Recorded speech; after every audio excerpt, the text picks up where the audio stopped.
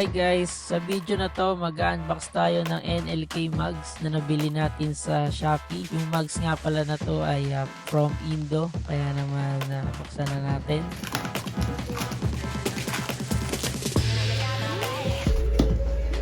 Yan, kung makikita nyo, napaka-forma ng mugs na to. Similar siya sa Bomex. Pero syempre, nag-NLK na tayo para pure Indo talaga. Yan o, nandiyan po yung tatak na NLK.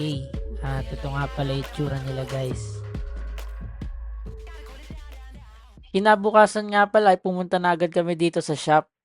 At kasama natin si Ceci Love dahil papalagay na natin itong NLK mugs dito sa ating motor. At kung mapapasin nyo, wala yung kaha dahil change color din natin yung ating motor. At maabangan nyo yan sa ating next video. At then guys, habang naghihintay, bumili na rin tayo ng pito at saka ng coolant. Dahil may ginagawa pa ditong isa Bomex Bella yung kay Kuya, astig din. At ayan, pagkatapos ni Kuya, sinimulan na agad yung atin. At unang binaklasin sa likuran na gulong. Ayan kukunin nga pala dyan ni Kuya yung ating lumang gulong dahil hindi muna tayo magpapalit. Ayan, so kinuha na rin yung NLK mag. Apakastig guys.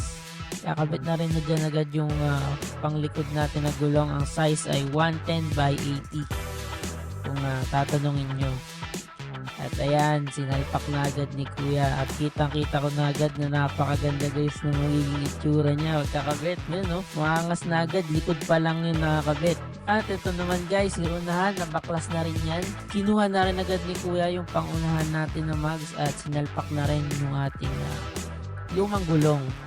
At ayan, isasalpak na agad. Grabe, napakaganda talaga lalo na pag nakakabit na yung big disc. Tuwan-tuwa na ako dyan dahil wala na yung aking stock mugs. At ayan guys, makikita nyo, wala muna tayong montage ngayon. Pero ayan, yun yung itsura nila pag nakakabit na. Kung gusto nyo ng montage, abangan nyo yung next video ko. Dahil yun yung change color at talaga natin ng maganda-gandang montage. Yun lang guys, thank you!